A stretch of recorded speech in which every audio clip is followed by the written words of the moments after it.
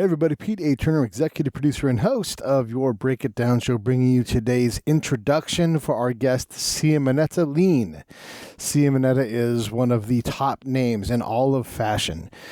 Her brand is, well, it's on par with Vera Wang. If you don't know who Vera Wang is, then I can't make it any more clear than that. She is on par with all of the top names, yet she's relatively young. She's a millennial, been at it for a long time, and she sits down with my friend Teresa Rodriguez and I. Now, Teresa and I go way back, and we've known each other forever. Teresa, I wanted her to come in, one, because she's also a very powerful and successful woman, and I wanted to get her point of view on things, but also Teresa is a former model, and she knows the fashion industry, and I thought she'd bring unique insight into what we're doing. Now, look, this episode, because I love Teresa and I love talking to her. We spent about half an hour talking back and forth before Simonetta joins us. So we talk about Teresa's work, her latest fiction, which she doesn't normally write, but this is how fantastic she is. She's writing a fiction book right now.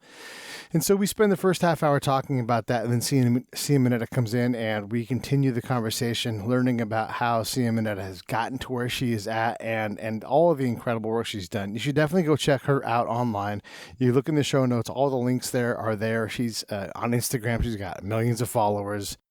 This is a really big guest for the show, and overall, someone I think you're going to enjoy. All right, so one more thing. Hey, don't forget, our raffle continues for the Save the Brave rifle provided by Blackstone Arms, Eric Hicks out of Dallas. He built the rifle and donated it and said, hey, just take this thing and raffle it off and we'll see what kind of money we get for it. So $100 are what the tickets cost. The rifle's worth $5,000 in the commercial market. It is a badass gun. You can see all about it if you go to either Save the Brave on Instagram or Facebook. You can go to Blackstone Arms on Instagram or Facebook. You can go to my page. You can go to Scott's page, Echo and Ramadi, and you can find out all about it. If you go to blackstonearms.com, you can buy your raffle ticket. That's the big way to support us with that. Other than that, I guess we'll just get into this thing. You're going to love Simonetta and who she is and how she does it. And also, you should, I love Teresa. You're probably going to love her too. So here comes Teresa and Simonetta, and I'm mostly going to stay out of the way because these ladies do it well already. All right, here we go. Simonetta Lein. Lions Rock Productions. This is Jay Moore. This is Greg Proops. This is Jordan Harbinger. This is Dexter from The Offspring. This is Nathan East. Sebastian Younger. This is Rick Marotta. This is Stuart Copeland. This is Mick Gillette. This is Andy Summers. Hey, this is Skunk Baxter. This is Gabby Reese. This is Rob Bell. Hey, this is John Leon Guerrero. Hey, and this is Pete A. Turner. And now, the Break It Down Show with John Leon Guerrero and Pete A. Turner. Teresa's been a guest several times, and that's cool. And we've actually worked on, she was the editor-in-chief for the San Francisco version of Rare Traveler magazine, and we had a travel podcast. And that has been, and hopefully we'll figure out some way to do some more of that stuff, Teresa, because that was fun. I like doing it. Yeah, it was great. Well, I'm at Oat Living magazine now, so I don't even think I have a copy to show anybody. They're all in my car. For yourself. I'm so organized. Do I have a copy? Oh, yeah, I do. Hey, Cassandra, can you hand me that copy over there? Oh, I have coffee too. We're like Hoda and Kathy Lee right now, except for we have actual coffee, not wine. Well, I actually have green tea. I stopped drinking coffee. So this is the latest issue of Oat Living magazine. Oh, there it is. All right. Yeah, I just built their website too, so we're getting everything up online. It's oatlivingsf.com because there are a few different Oat Living magazines. So there's New York and Miami and Los Angeles. And so I'm the editor-in-chief of the San Francisco market, not all the other markets. So in our May-June issue, we have an exclusive interview with Sophia Loren talking about health, wellness, and beauty. She's 85 years old. Wow. And she looks amazing for her age. And one of our writers, Maria Castellucci, her family is from Italy and actually knows Sophia and her son, Carlo Ponti. And so we were able to get an exclusive, which is, phenomenal to be able to talk to such an incredible icon. My goodness. You don't ever get that. She lives in Switzerland now. And she talks about, the shelter in place and the virus and, how she's managing through everything as well, which I love the intimacy of the conversation with her. Right. But it's just really interesting to see how editorial shifting because of all that we've been through in the last few months, Yeah. So it's been a ride, my friend. And as you know, I had I caught COVID-19 Yeah. and, spent 3 weeks in bed. So I've got a really good appreciation Well, that's, what this can that's a do to your great point. body. We talk about the deaths, the 100,000 plus deaths, but this thing, even if it's just, like it leaves very little mark on you, there's a lot of people that it severely damages and changes their lives and they survive it. Mhm. Yeah, so damage that happened with me, my lungs are fine, but it really destroyed my sinuses. I still can't smell very well and everything's still very swollen. So I'm just really grateful because I'm alive, I'm healthy. I didn't lose a limb, no blood clots. I didn't end up in the ICU on a ventilator. So Right. yeah, I feel very fortunate. I Yeah. mean, still, it was a tough ride. There was many other places I'd rather be than in bed for 3 weeks, but Yeah.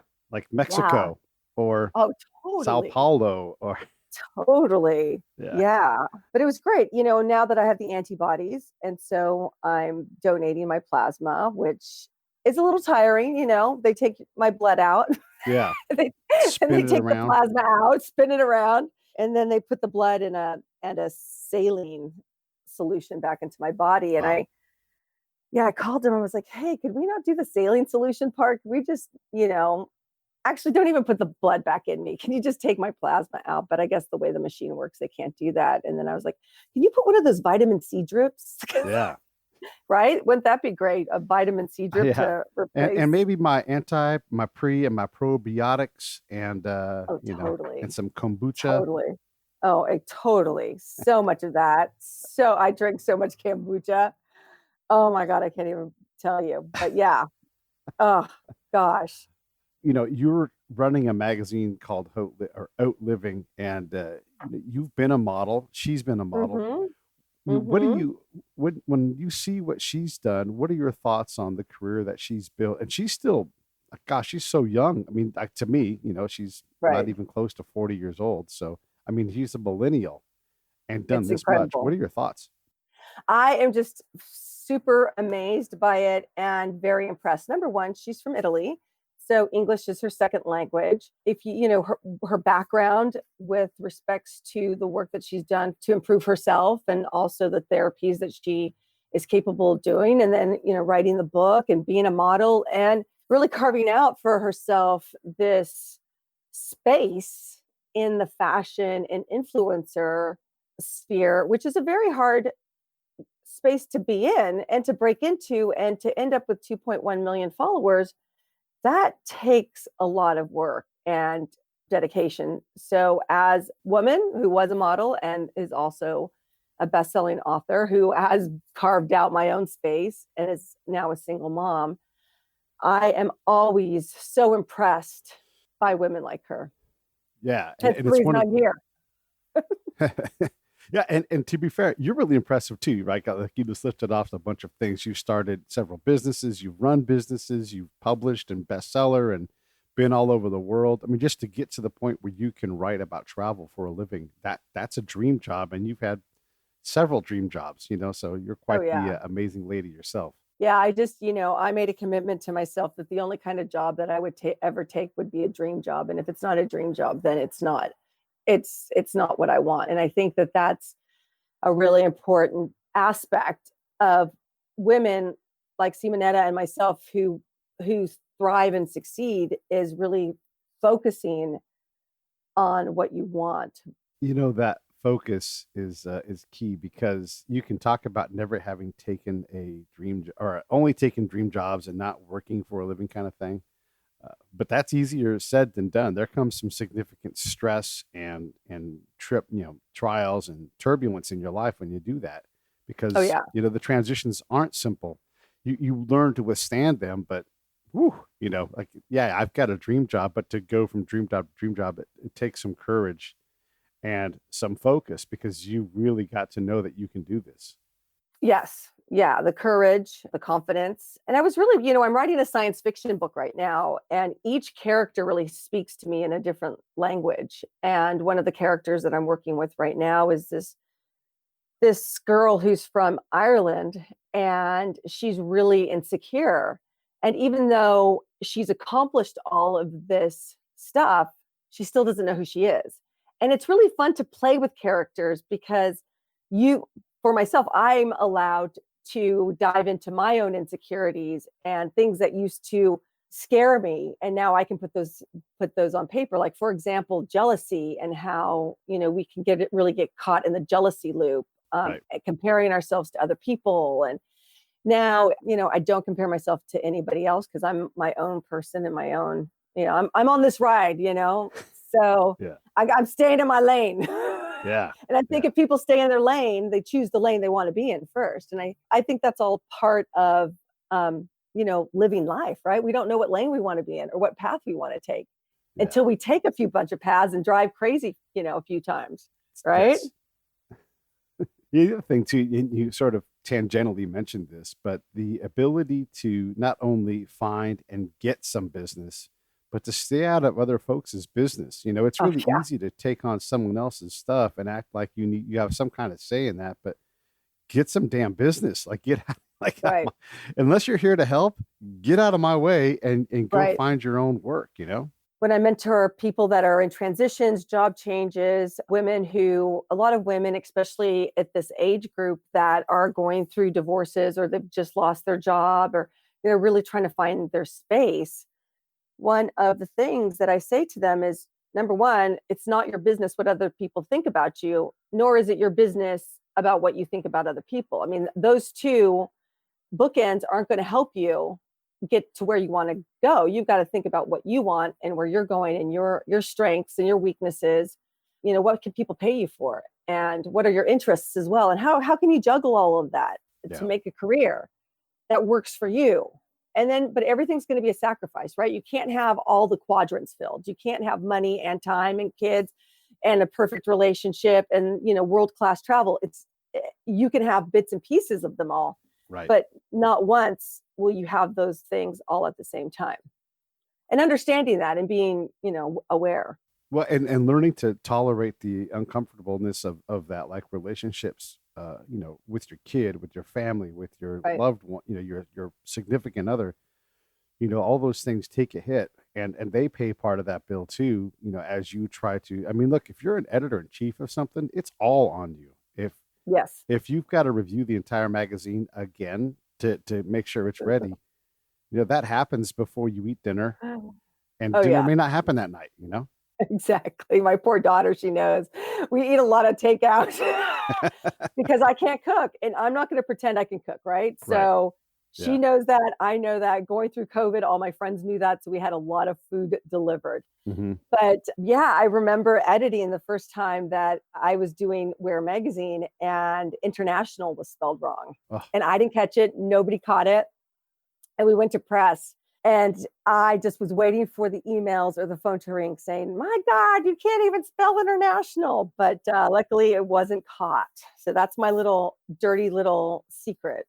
Mm-hmm. Yeah, I'm terrible. I've lost the ability to reliably proofread my own stuff, as you're probably well aware. Yeah. And, but I don't think that people should, I think that an editor-in-chief's job is managing and overseeing the whole magazine and the feel of the magazine and the direction that magazine's going for that specific issue.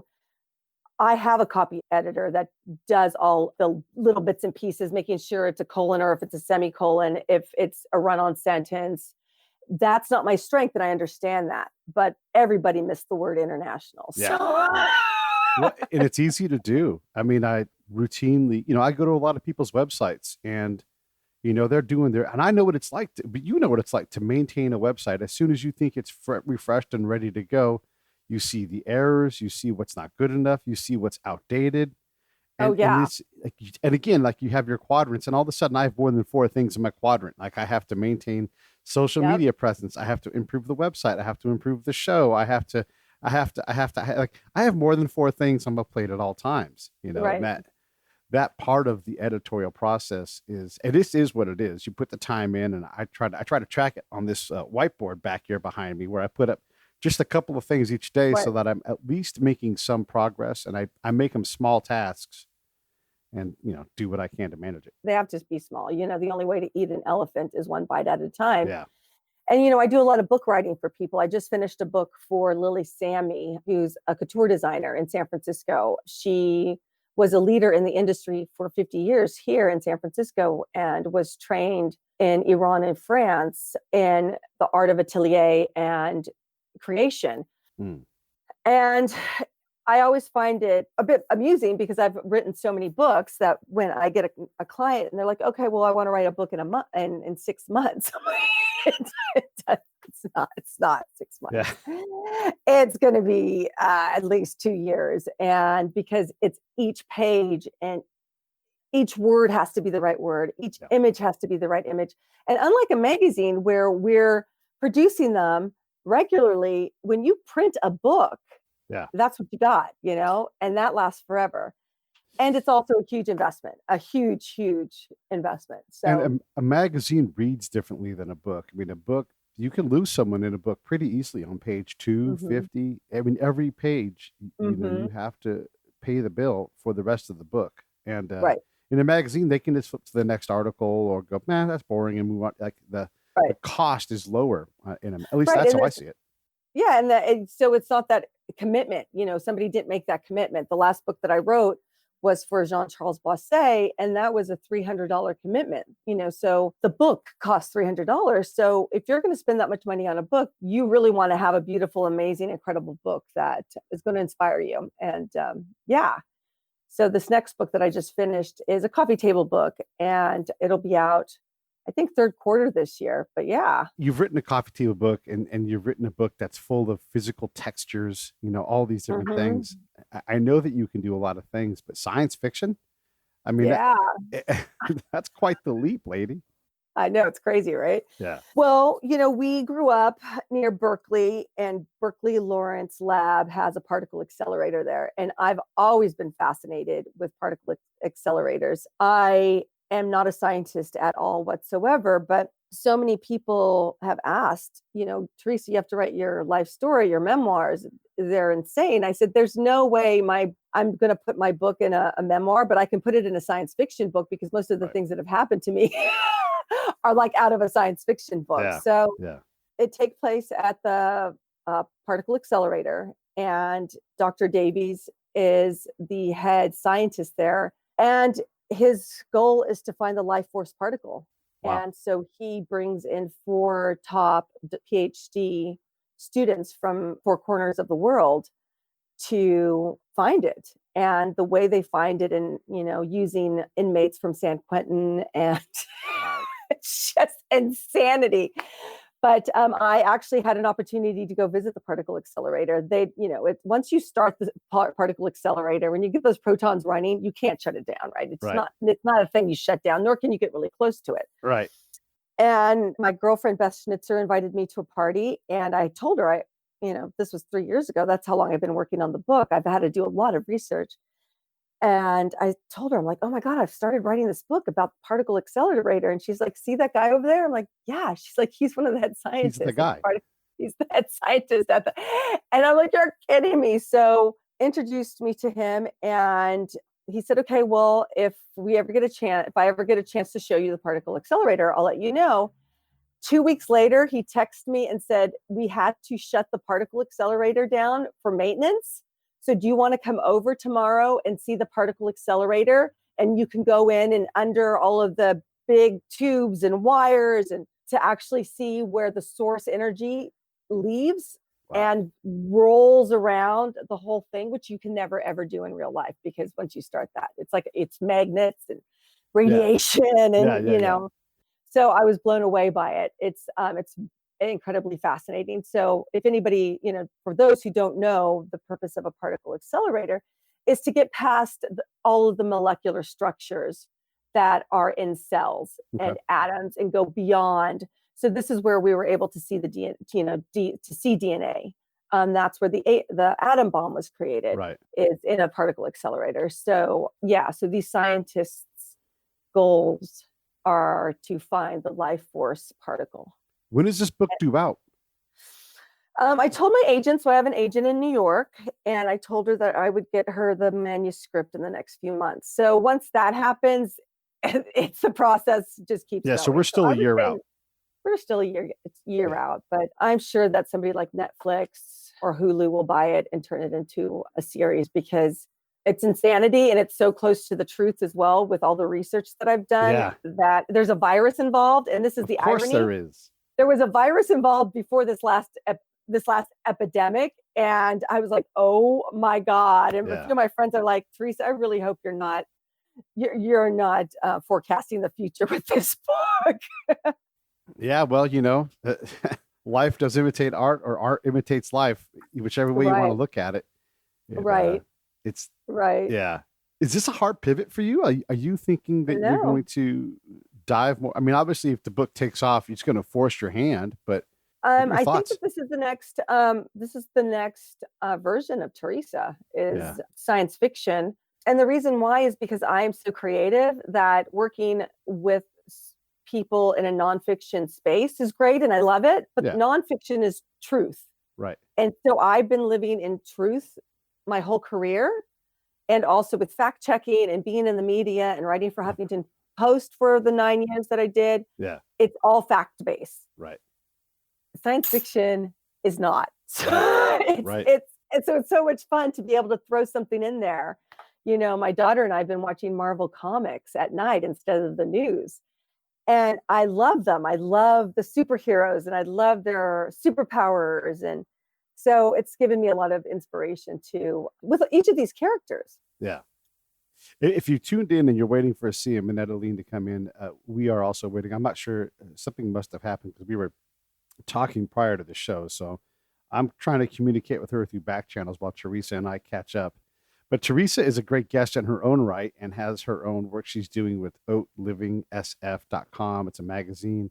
And then also, just in general, she's been on the show several times now as an author, as a publisher, that kind of thing. So you can always check out more about her. And if you're trying to connect with Teresa, are you using Travel Diva, or how do people connect with you?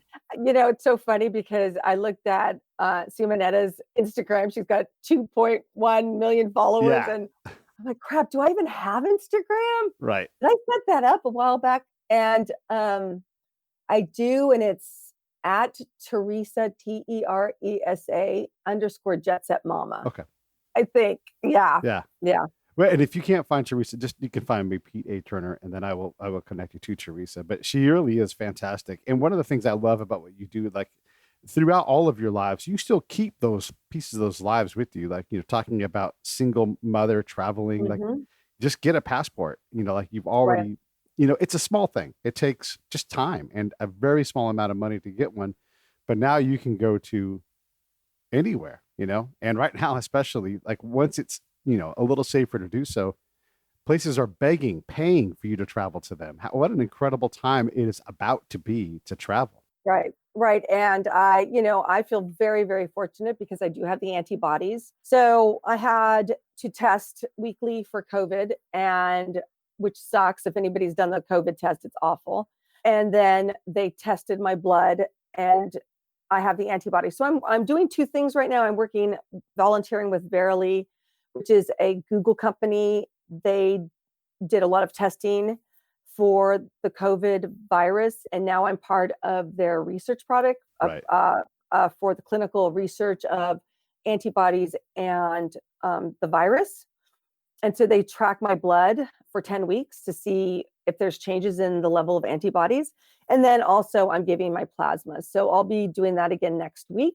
I'm O positive, so they will give my plasma to an O positive patient who's in ICU dying of COVID. We've learned so many things, and in that learning, we learned that we know nothing. Like the status of the mask has evolved dramatically. Like its journey has gone in every direction possible that I didn't even. It's like back when the hanging Chad was a thing, and you're like, I didn't even know those things were called Chads. I didn't know they had a name. And the mask is the same thing where you're like, I know way more about masks, and realize that we don't have a consensus on those. What is the Mhm. consensus on your ability to catch COVID-19 specifically, I guess? Again, did we know? The truth is we don't know anything about this virus. People keep asking me, how did you catch it? What did you do? Where did you go? First off, I really don't know where I caught it. I Right. know that I was flying back from Hawaii on March 12th. I could I do was it. at the airport and I was on a plane. Right. So the propensity for that being how I caught it is quite high. Yeah. But I don't know. And I think that that's why we just have to be safe and wear masks and, 6 feet apart. I don't know. It's crazy. So, my girlfriend, we traveled right around that time out to New York, and we didn't really wear masks because it wasn't really a thing yet. Right. You could, but we washed our hands nonstop and everything else. Right. But before we even went, like that weekend, she had gone to the Forum for an Oprah event, and Rita Wilson, wow. Tom Hanks's wife, was there, and she was in the middle of being contagious, in Oh, the God. Forum. Oh my God. And she's Rita Wilson, so it's not like some lady who's like, "Oh, I had it," and my girlfriend and I hung out. Like, no, she was in the Forum, being Rita Wilson, touching everybody, talking about her Right. time on the Brady Bunch, Tom Hanks, and all that stuff. Then we get on an airplane. We go to New York City. Oh my God. As it was like when we went there, like they were shutting it down. Like we were able to move around. There were restaurants that were open, but everybody was kind of already like pulling back, and so Manhattan Right. was empty. Right. Which is that's crazy. It's crazy. It's crazy. It's like the Omega Man. We went to a really nice Italian place on Saturday night in Manhattan and didn't even have to pause at the front door. Like, just went right in and sat down. Our waitress said, "I am a Roman. I just came back from Italy. Everything is okay, though. They took up my temperature." And we're like, "You've been serving us for 30 minutes before she let us know." And like literally the next day or the day after that, they shut down Italy. So this lady comes out of Rome and serves us food, all these things that, and my girlfriend went to a conference with about 50 different people talking, exchanging. We went to a mixer afterwards. Dodged bullets. But we didn't get it. Yeah, you dodged some big old bullets. I know, we tried as hard as we could. You tried so hard to catch it. Yeah. So, I mean, it's crazy. We just don't know enough to know enough. And, you have to go on living, and, you're all about living well and everything. Right. So, I mean, do you have advice for, like, I'm not asking you to be a doctor or like that, but what are your thoughts on just how does one continue? Because a second, we already know that we're going to have a big test in about 2 weeks after all the protest stuff and how this thing spreads. And that may not even be the actual second wave. So what are your thoughts? Right. How does one live with this? Because at some point you have to work, you have to go out of the house, you have to do these things. I think that the first thing is that we really need to look at our own immune system. Why is it that some people catch it and they only have a cold or a cough? They lose their breath a little bit, or they lose their sense of smell. I have 2 girlfriends who caught it and really didn't have many symptoms, where you've got other people who are ending up in ICU with ventilators and others that are dying. So one of the things that I think that we should look at is what is happening with our immune system. For me, I really was on a huge immune booster protocol, which I started in January. And so when I caught it, my immune system was already built up. And I think that if I didn't do that work beforehand, that I would have suffered a lot worse. So I would say to people, find out ways for themselves, because we're all different, on how to build your immune system. It is a virus. Yeah. We don't know how the virus works. You take a virus like the herpes simplex, right? Which my sister died, when she caught the herpes simplex when she was 1 year, she was 4 months old. She got a cold sore on her eye and it traveled to her cerebral cortex. Wow. And so I think that's why I'm so interested in viruses, is because I watched, my sister deteriorate. Right.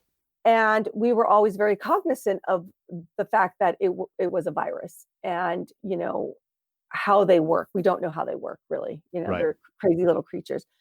So understanding your own immune system, trying to build your immune system up, keeping your hands and keeping my big problem is I touch my face all the time. I'm a face toucher.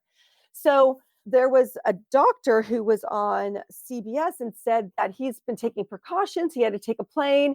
he was wearing a mask, he was wearing gloves, and he touched his eye. And guess what? He got COVID. Yeah. So it's something as simple as that. So I think keeping your hands, I think that people should go around not with masks, but with those, cone of shames that dogs have to wear, so we can't actually touch our faces. Hey, it looks like Simonetta's coming in. So let good. me work on that, because I got to make sure her camera stays off. But Good morning, beautiful. Good morning. Good morning. How are you guys? we are good. You're with Teresa Rodriguez as well. She's a lifelong friend of mine, and you will understand what she does. She is a former model, a best-selling author, a travel writer.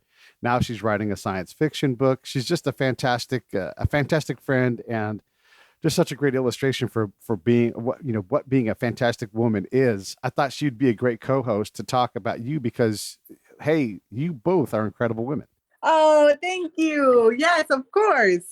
I was watching your videos online, my girl, and you haven't been to Vegas yet. You're right. You got me. I was like this amazing, gorgeous world traveler who's, written books and speaks languages, and she hasn't been to Vegas. I know. You're right. When we were talking about it, I was like, I didn't go to Vegas yet. I have to go. Oh my gosh. We were talking with Michelle Martinson, and we were saying as soon as, the world goes back to some type of normality, I have to go. That's my next appointment. Yes. Well, I was talking with Pete because I had COVID. And so I actually have the antibodies now. Oh, good. So you're strong. So I'm strong. So I'm actually going to Vegas, taking my daughter and a few of one of my friends and her daughter. We're going to Vegas for 4th of July. Oh, nice. Yeah. So come join. Oh, well, you don't have the antibodies yet. So we got to make that Not work. Yet. But I'm fine. I'm super strong. Yes, you are. And super beautiful and super, before you got on, Pete and I were talking and we were just singing your praises. Oh my gosh. Of all that you've accomplished at such a young age, and you're beautiful. And, my first thought was, when in your life did you know that this is what your path was going to be? I always say that it was kind of a work in progress, because I started very young at 16 as a very young model. But then I always had the interest in culture. I studied a lot. I have actually 3 degrees. So I kind of combined both worlds. And I always say sometimes, you might have a goal or, something that you want to do, but then it's not really it changes throughout your life, but it kind of becomes bigger and even better what you were thinking. Because like I said, so at 16, I was a model. And then I studied classical studies. So I studied Latin and ancient Greek, and I was always, very good at writing. So then I went into my, second part of my life, writing my book. But then I also was always interested in art. So my first degree actually is in fine art as a painter. Wow. And, yes. And then because of that, when I was there, I was an amazing lady. She was an actress. She told me, why don't you start? And I was like maybe 19, 20 years old. And so I started also with acting. And then I kind of, compiled everything together along the way. Of course, social media helped a lot, because with social media, I was able to not depend on anybody else, in doing what I love to do.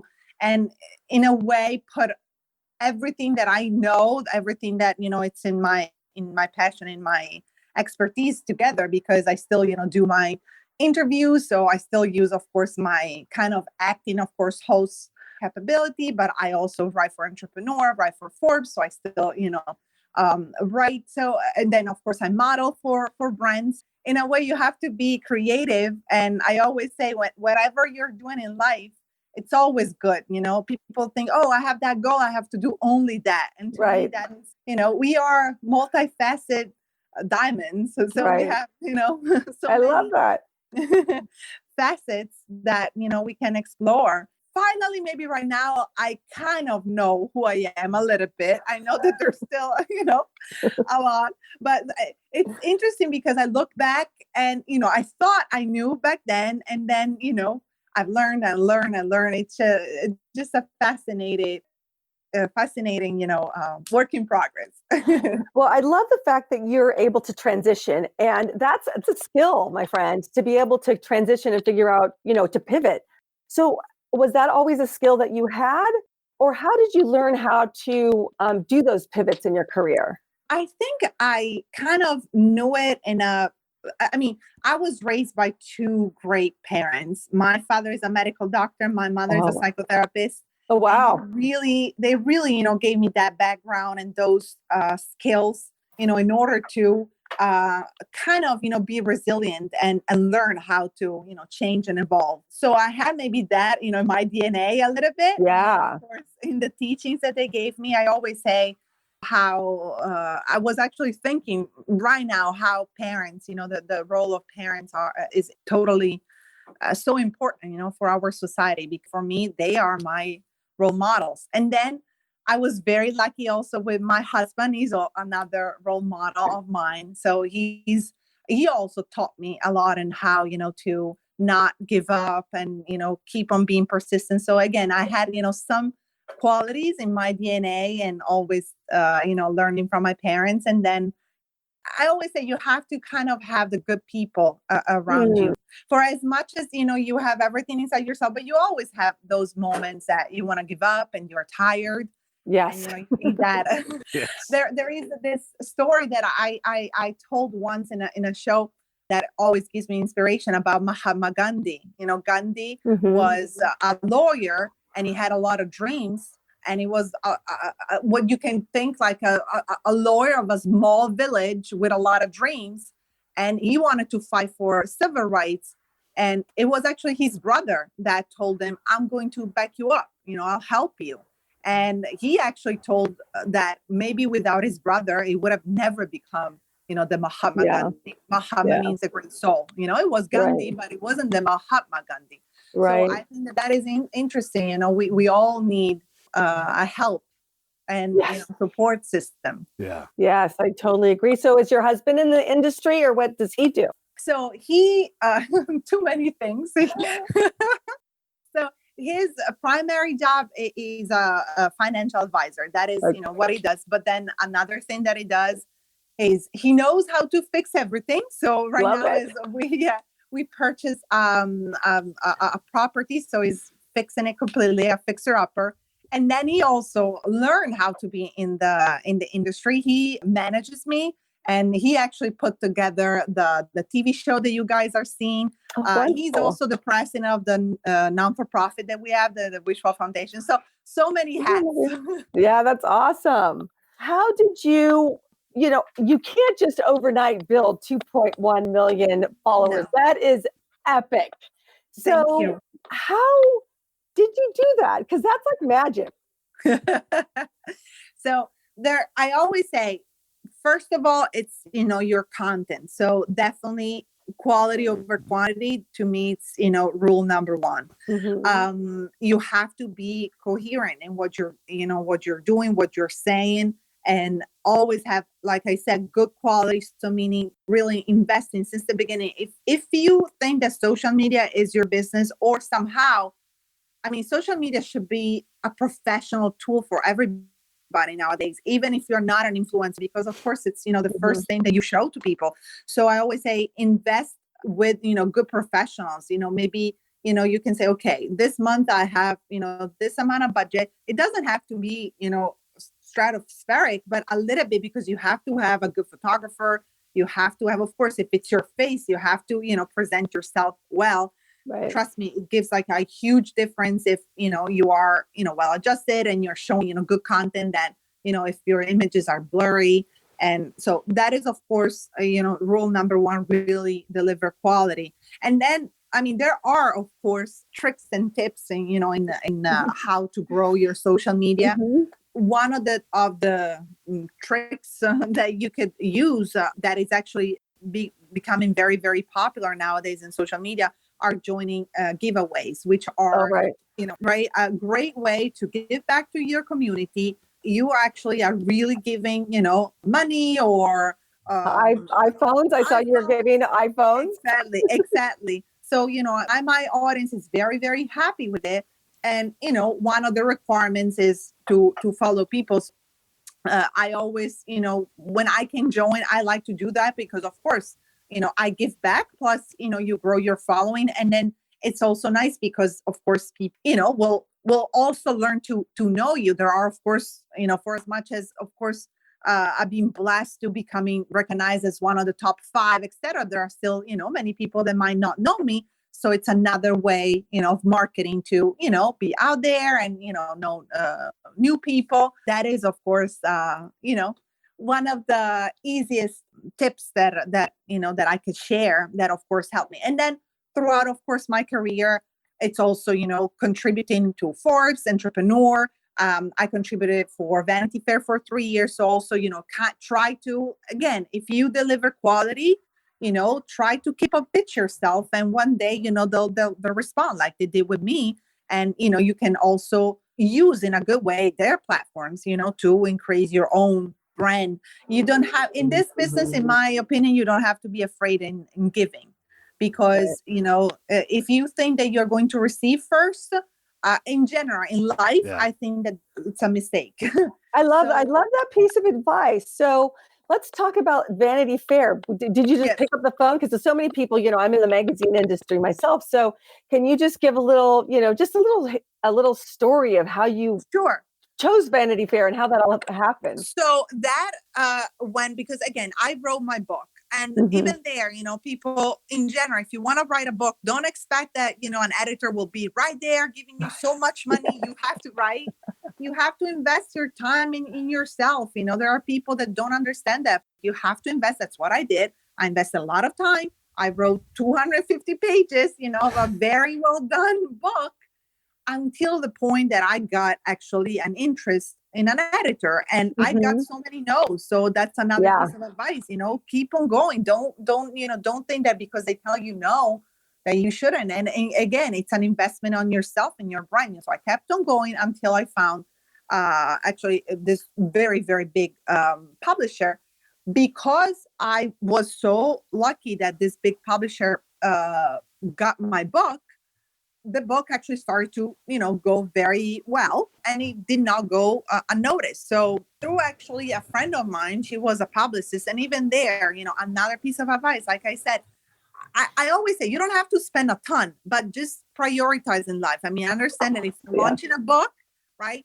I mean, you can even don't do anything, and you know what you will get. Otherwise, you can invest a little bit and you'll get more. So in that case, I decided to invest in a good PR. And she actually had a good connection with the vice director of Vanity Fair, and she just introduced me. And so that's why I say, it goes end to end. It's let's be honest. It's of course who you know, but also what you deliver. So yes, I knew the right person, and I had actually something very unique because my book was about the power of dreams and how you achieve your dreams. And she was very intrigued by it. And so she said, why don't we try to give it like an angle on Vanity Fair, interviewing, the celebrities that we usually interview and more, with your unique angle, seeing how, they achieve their dreams. And then actually from there, it became actually even bigger, because then they asked me to do the radio for them and videos for them. That's great. So that's another piece of advice. Again, you can, start, again, you have to give. So in that case, you cannot, demand that, people will just, come to you just because you are cool. I mean, you have to. And to me, it's actually, it's, again, it's rewarding, because I was able to, build, and I have to, really thank I would say myself in a way, and like I said, my parents and my husband, but I really earned it. And that's also, I think a big satisfaction in life. I know that, it takes time and it takes a lot of effort, like I said, but, it pays back in my opinion, if you are serious about it. And again, don't get discouraged if they tell you no. They told me no so many times. If I would have listened to their no's, I would have never done anything. That's such a great point. So for those who are interested, you can look up at SimonettaLein.com, or on Instagram. You put up stuff everywhere. So if you guys are interested in learning more about all of the things that she does, those are really good sources for it. Well, you were talking on your interview with Mickey Burns, I think that's his name, Mickey Yes. Burns, about the amount of time you work. Like, you've been talking about the results of this work, but give everybody an idea of how much day-to-day work you're doing and how long it took to start to get these breakthroughs. Because you're right, like people say, build it and they will come. Yeah, you got to keep building until they keep Absolutely. coming, So give us an idea of what that looks like. Absolutely. So like in life, you have, I always kind of like to do an analogy of nature. You have to have your seeding, your preparation, period, and then your seeding period, and then you'll see your fruits coming. It's the same thing, in my opinion, with business. So of course I had, my preparation. It was a lot of investment, and if I can give, like, how could you say, like, a tip or an advice also to some very young, people that might listen to us. Again, don't be afraid, like I said, to give. I mean, when I was 19, 20, I've done so much, what you can call, I went and I worked with everybody, they were calling me, I was always there. You have to, you cannot demand that you are so young, you have no experience, and people will be 1, 2, 3 right there, for you. Again, I'm not talking about being unpaid. That's not the point, but be humble, just, understand that, you have to start somewhere, so I see, again, I am a millennial. And so I advocate for my generation, but still, if I could say something to my fellow millennials and also, younger, again, be humble, like I said, give first. So I gave a lot, I went and I did a lot of, even just helping other people, just to be there, just to learn. Like, for instance, even when I wanted to study acting, I was creative, I didn't have all that money to pay for, my tuition. I studied with members of the Actor Studio. It was a private course. It was very expensive. So I was always very good with English. And so I proposed myself. I said, at that time I was in Milan. So I said, what if I, translate them from English to Italian? And they accepted and gave me, the tuition for that. So again, be creative a little bit, and really give and really be there. And then I got to a point when, all that preparation, started to become a business. At that point, I had to, keep on seeding. And so you were talking about hours of work, a lot. Maybe 12 hours, 10 hours, 12 hours. But there's also another very good business advice that actually my grandfather told me, that when you work for yourself, you're always working and you're never worked, right? Right. So if you want, of course, to be an entrepreneur, you'll know that, it's your baby, it's yourself, and you might be working a lot of hours. And sometimes, trust me, sometimes I kind of, like I said, I'm tired. And sometimes I think about people that, work 9 to 5 or 9 to 4. And I'm envious a little bit in a good way, because I say, you can turn off. But again, it's not forever. You're going to have a period of life. I might say that maybe my seeding time will last a good 5 years, really working really good. So again, preparation, maybe 7 years or something, while I was studying, like I said, keep on, growing. Now I'm talking really to the young folks, out there. So, you are 18, you say that you want to work, for instance, in entertainment or social media or whatever, really, keep on studying, do your school is very important. That was very important for me. And again, expand yourself. If they tell you, hey, there's this project, would you come? Say yes. Yes. Say yes. Yes. Right? Yes.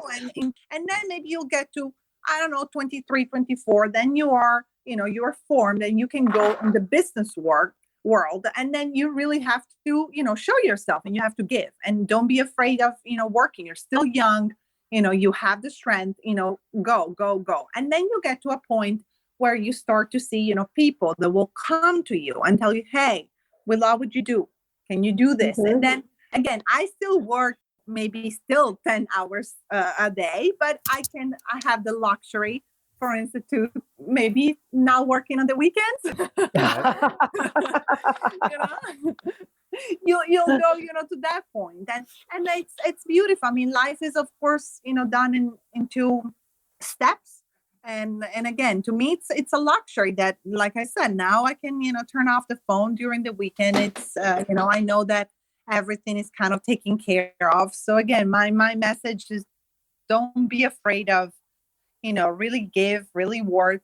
And on the other side, of course, take care of yourself. If you have a moment that you need your space, listen, even what I learned with social media, if you go away a couple of days, nothing happens. Your mental health is very important. Social media can be demanding. If you go away, like I said, for a little bit, it's not a big deal, but just, be sure to come back even stronger and, with even better messages so that, people can really enjoy you and enjoy your presence. That's fantastic. So how did you focus on fashion? Why did you choose fashion to be, the focus? I mean, you're gorgeous and you look great in everything. Thank you. Thank you. You're so sweet. My mom made me. Oh, so beautiful. So beautiful. So how did you figure out your focus? So I think that's more the broader word is how, with, people that are, like you said, like 18 years old coming out, how would you, what advice would you give them to figure out what their focus would be with respects to social media? Yes. So in my case, like I said at the beginning, it was a little bit of pieces that I put together. There are people that are maybe even luckier, I would say, on that point than me, because maybe they are, 15 and they know it already. Okay. So in my opinion, there are two types of people that, again, you're very young and you know it already and you're going there. In my experience, it was, I was always an artist since when I was, a young baby. So I knew that I wanted to do something with art, but I still really didn't know where. So for instance, we were talking about modeling at a very young age. Even that, you can call it coincidence. I personally don't believe that much in coincidence, and eventually it was meant to be, but you can call it both ways. There was this woman when I was 16 that came so my parents had this cultural center and people from all over the world used to come. And this woman actually from Greece told me, you have the physique. Have you ever thought about it? And like I said before, from your, world outside, you can learn. So I listened to that advice and I talked with my parents and said, what do you guys think? My parents were always very supportive and of course protective, but they told me, okay, let's try. And that's how I started. Maybe if she didn't, talk to me that day, so eventually, sometimes there are signs that, come into your life. So I just decided to, follow that. And then, like I said, I had also the passion for acting, the passion for writing, the passion for painting. And I kind of dedicated maybe a period of my life. Now I'm talking like a very young age, of course, when I was studying, to a little bit of, everything. And then when I was a little bit more an adult, so I said, okay, now I have A, B, C, D, let's put it together. And social media was, again, my way to put it together. There are people, like I said, and maybe they're 15 and say, I want to be a model, all I want to do. And that is great because honestly, my journey was a little bit complicated because I had, so many talents and passions that, it's not that easy when you want to. Yeah, because you have to be understood outside. And that is another thing that I would like to share. I remember when I was younger, again, I can understand when people were, my guy telling me, oh, who are you? What do you want to do? Because people need, like I said, a coherent message. And it's not that easy. People want to see an actor. That's it. A writer. That's it. And like I said, it's not easy when you have many talents. And I think that what I try to prove to the world is that you can be different things when you kind of understand, that you have several things that, for instance, you would like to share with the world. Then you get to the point that you kind of like, again, you put it together. You have to have a common ground. Let's put it this way. So maybe my common ground was, of course, on one side, art, on the other side, my passion to really try as my best to give back to this world.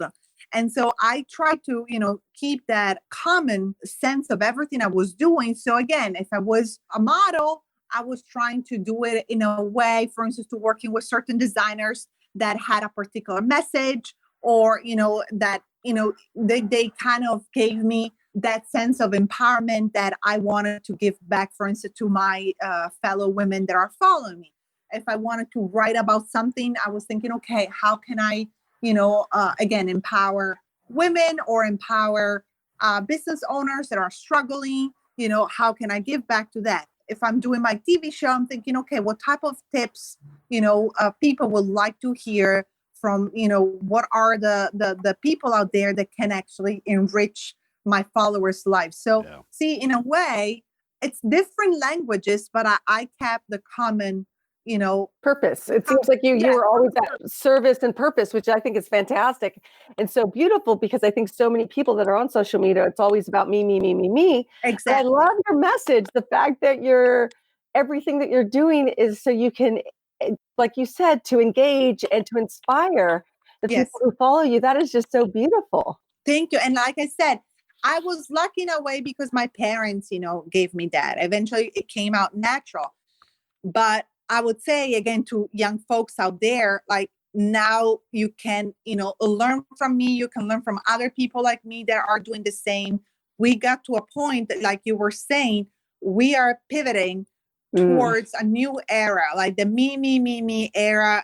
To me, it's coming to an end. We're going towards, the us era, which is beautiful. Yes. And again, so you can, learn from, experiences like mine or other, people that of course had already, went through it and understood how the us is important. And it's important for yourself and your brand, because again, like people, there was a moment, like you were saying, me, that people wanted just to see, the cool person and do whatever that person was saying. Nowadays, in my opinion, people are starting to speak up and also to say, no, I'm not doing that, because I think that, for instance, you are just a sellout. And people are calling them out, saying, why you are, I don't know, you are talking about that brand that does a drug that is actually not good for me. Right. Well, I'm sure that company paid them millions of dollars, and that's why they did it. But then they don't do it the second time, because people are starting to speak out. Trust me. Years ago, people didn't say anything. Years ago, there was, oh, you are, talking about the drug. I'm gonna take it. And it's like, no, think about it, think for yourself. That's good for you. Right. Yeah, I think that now there's so much more transparency with social media than there was in the past. So I really love that point, that you have to be transparent with your followers. Absolutely. You have to. And you have to know that, in my opinion, that they are my friends. They are, would I wanted to give something to my friends and to my family that it's not good for them? No. So you have to think about, your also presence online and presence out there, even if, yes, it is your business, but let's take care of each other. Let's be kind with each other, whoever they are, and don't ever, do something. Just even this, I understand. Like I was talking the other day with a lady who has an agency, and they wanted just to bring me brands. And I was very specific. I said, I did my, seeding career. I'm not, talking bad about anybody. I think that anybody has to do whatever, they need to do.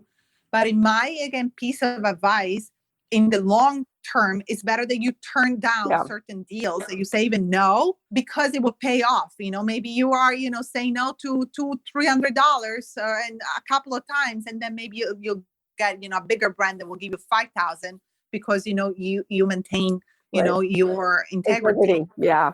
That's so it's true. Very important that we also learn to say no. That's great. I love that. Yes. Great lesson. Okay. So one of the things I wanted to bring, and this kind of goes back a little bit in time, but it also addresses what we're talking about here, and also goes to just the power of the modern woman. And that's why I love that Teresa was here to do this with us, because you guys are a reflection of that.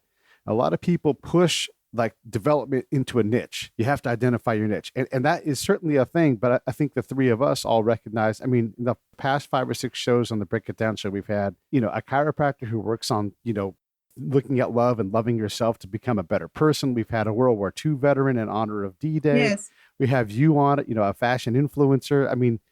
Because that is life, right? That's what it is. And so, yes, you can niche and you should, but you may not be allowed out of your niche later on when you look to pivot, or the pivot may be, harder than you anticipate, and then you stay in one thing. You both Mhm. have made conscious decisions. I mean, Teresa's writing a science fiction novel, for crying out loud. Yes. So talk a little bit about how does, especially from the female perspective, how do you develop the courage to take these risks? I know you talked about what you did, but that courage to know that you can do it. We talked with Teresa before you hopped on about it, but how do you do that?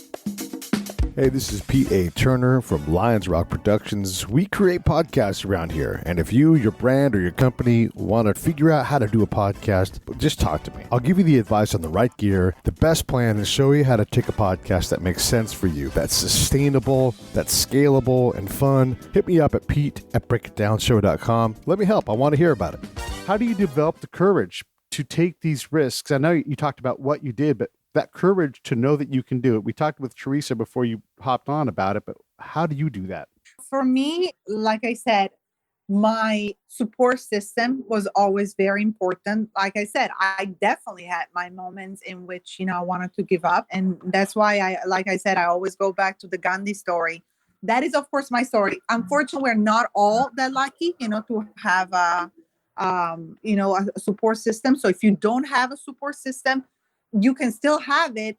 Listen to this podcast, reading good books, keep on, culture yourself, read philosopher, read people that can inspire you. And that also was part of my journey. I had, some moments that I needed to, go deep and understand. To me, business, you grow as a person and you grow in your business. It goes together. While I was growing, in my business, I had to grow as a human being as well. Yes.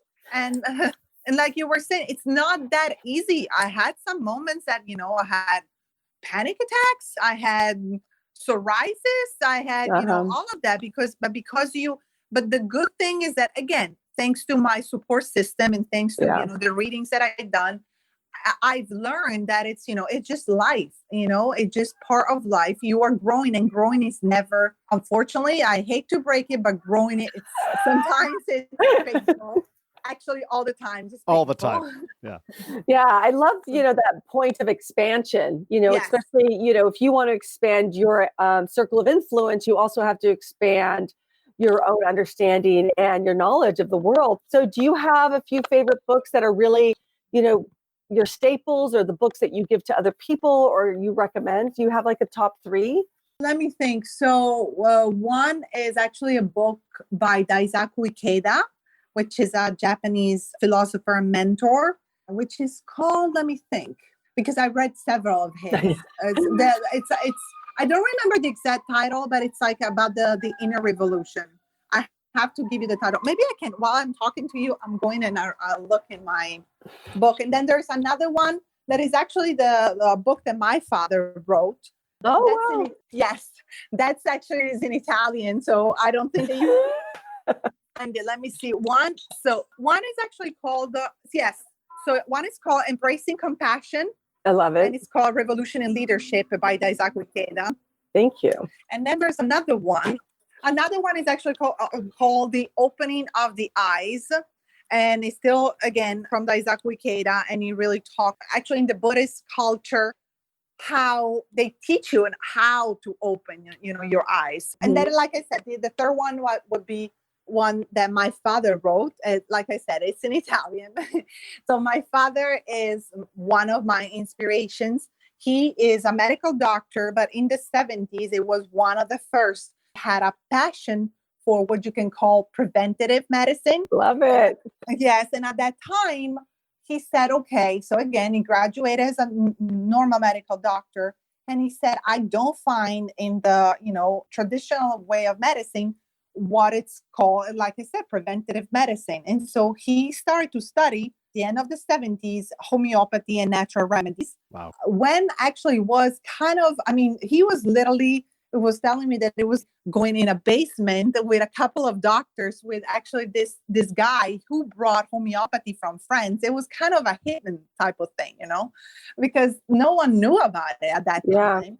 And so he, developed that holistic approach that to me just, normal, just how I was raised. So he always say, of course, we are beings with, several layers. So we have a body, but we have a soul, we have a mind. Right. And so the concept is really to, heal everything. And so he wrote a couple of books about it. And he gave me actually much inspiration on really understanding. Like, for instance, I talked about panic attacks. I talked about psoriasis.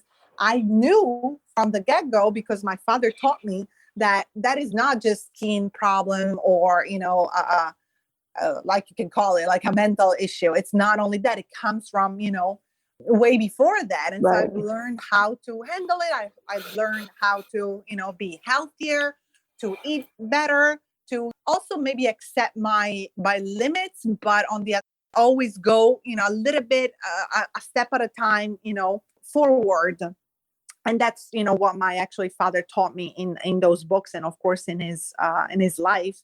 So I would say to people to, really go deeper with your business. You're going to grow as a person. So go deeper. Sometimes it seems, unrelated, but instead it's very important that you better yourself as a human being. Right. Well, it's so interesting you just said this about homeopathy, because Pete and I were talking and he asked me advice on people who hadn't had COVID yet and what they should do. And my answer was preventative care. Absolutely. And indeed, in the 70s, it was, groundbreaking information. So I love the fact that that's what your father does, because I really believe that that's what kept me from ending up in ICU, is the preventative care that I do with my essential oils and, supplements and stuff. So yeah. Absolutely. It's very, very important. That's actually something that, and unfortunately, the traditional media, very rarely they talk about it. And in general, like our Western way of, approaching diseases is, symptomatic. It's like, okay, right. You have COVID, I treat you. What about, right. Making sure that you don't get it? Because again, if your immune system, is good, I don't get anything. I'm always healthy, knock on wood.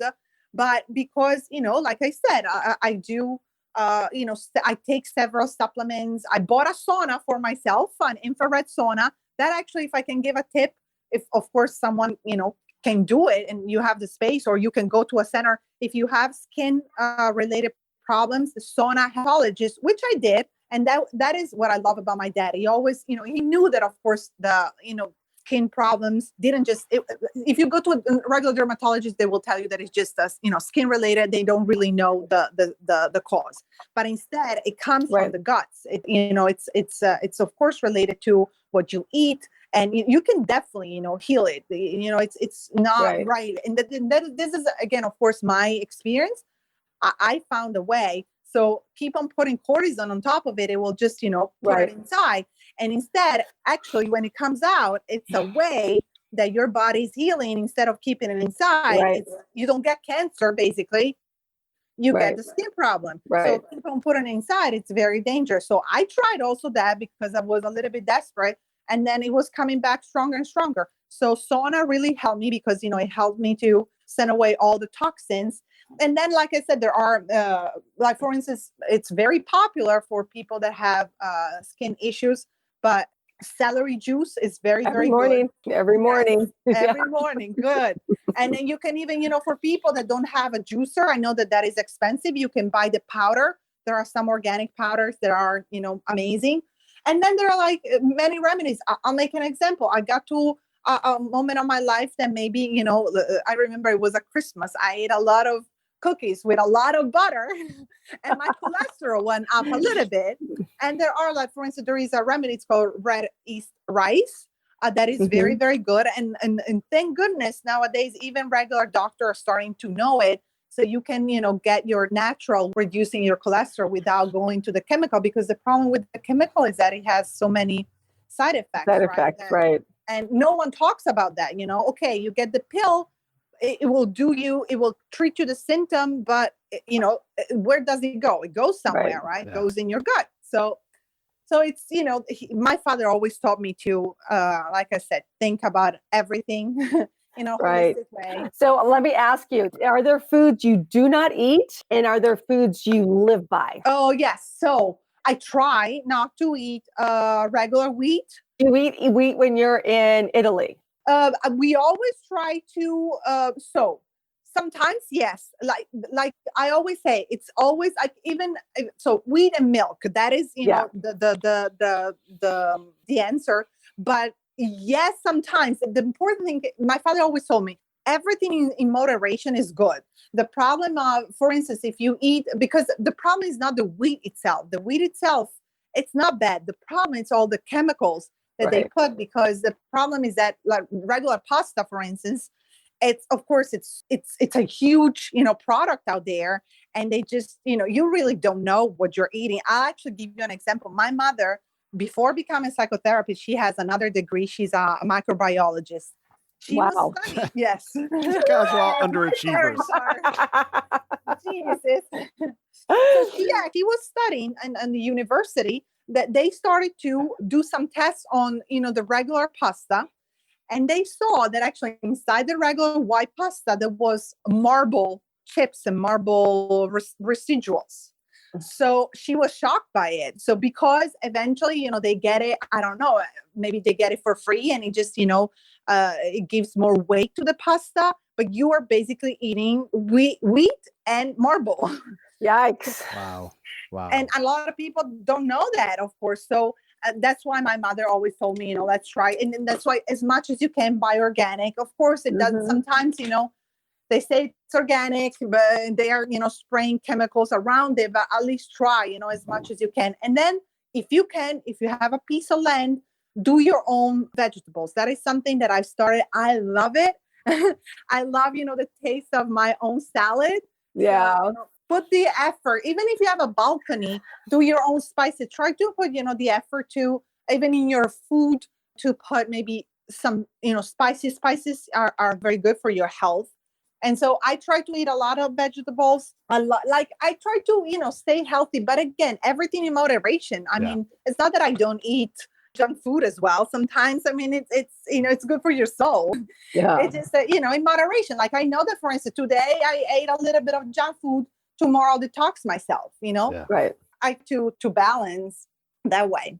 Let me jump in here just because I want to be able to wrap us up here. But I wanted to say that when you give like you do, you are the wish maker, and everybody can go to your website, simonetta.com, and see about that. And you've inspired me today. You've got someone, you renamed a street in honor of someone, and Teresa and I come from this beautiful little town, and I already have someone in mind who absolutely deserves that honor. So I'm going to lean on that problem, as a dividend to your charity, and also just a service to our town, because this person deserves to have a street named after him. The other thing where is she? Where is she located? It's in Benicia. It's on the bay. It's basically just between the bay and the delta, and it's surrounded by three sides by water, and it's just a gorgeous little town. It's just it's an idyllic little place. At least I think so. So can you write me the story of this person on the wish wall, and then we see if there's a way that we can get connected, because of course we have to get connected with someone local and try to convince them. That's what I did here in Philadelphia. I'll do the legwork for sure. I'll do all of that. The other thing I wanted to say, just get your thoughts really quick. If someone was to tell you, say 10 years ago, that your name would be associated with Anna Wintour, who runs Vogue magazine, Diana von Furstenberg, Vera Wang, Donna Karan, as peers in the fashion industry, what would your 20-year-old self say to that? Are you kidding me? I mean, at 20 years old again, I would have never believed that. I mean, again, there was always that voice inside of me of kind of seeing the bigger picture, but, getting to this point, not at all. And also getting to this point in another country. I mean, I want to be very honest. I started my life in Italy. Yes. When I was, 19, 20, I had no clue that my life would have, gone here. I'll be honest, my mother always jokes about it, because when I was 17, 18, I was always dreaming of marrying an American guy that actually has some Southern Italian roots, which is actually my husband. So I kind of, eventually wow. him. Yeah, because he's 100% Italian, and his blood is actually from Naples, but he's American. So I found it. You manifested it. I love this. So my mother always told me, see, you always talked about that and you found it. So, and that's another tip. If I can give another tip, please. Don't think that visualization is not important. It's very important. That's why I actually created the wish wall. The wish wall, in a way, of course, it's a very practical way to, make dreams come true. But it also serves the purpose to people to kind of to push them a little bit to write down, their goals and their dreams and their wishes, because until you don't really see them, until you don't really manifest them, they will not really come to fruition. And that is actually my experience in life. So many times I kind of, put out there what I wanted. And like, you see what happened with my husband, even with my career. Of course, I remember I was actually very young. Maybe I was like 7 years old or something. And I told my father, I said, when I'll be an adult, I want to be or a top model, I told him, or I said, I want to go to Egypt and I want to discover all the pyramids that are still underneath, the sand. I don't know where did I get that, but I still remember that moment. So the second part, I still didn't do it. But I've done the first part. I love it. I just want to comment on what you were saying, where you focus on stuff. A lot of times when I ask women that I'm mentoring, what do you want? They tell me what they don't want. Yes. And I love what you're saying, where you really focus on what you want and what your wishes are. That's just a really, really powerful ethos. And I love it. Absolutely. Like you were saying, unfortunately, and this is like, we go back on what we were saying before, the support system. We have to absolutely focus ourselves in having a good support system, because unfortunately, if you keep on hearing, television and reading bad news and stay there, like your support, again, if you understand, you align yourself with those thoughts. So true. And like you said, you ask to those women, and what do they say? The first thing, what they don't want, because that's what they hear every single day. It's all no, it's a problem. It's, it's breaking news, a problem. Right. Yeah. I love that word align. I think that's going to be my lesson for today from you, is how to align myself with the wishes that I have. I love that. It's very, very important, I think. And again, it's something practical. You guys can, every day take a, like the old way fashion, the old journal, just, write. Yeah. Or go to the wish wall and write down, put it down and be focused, in what you're doing. Trust me, again, this is my life, my experience. It did happen for me. Maybe it doesn't, people get discouraged because they write something and they don't see it right there. But listen, the universe listens to you. And like I said at the very beginning, I had some dreams, and actually they became even bigger of what I thought. Yeah. So give also the universe, some, and to God, some space. I love it.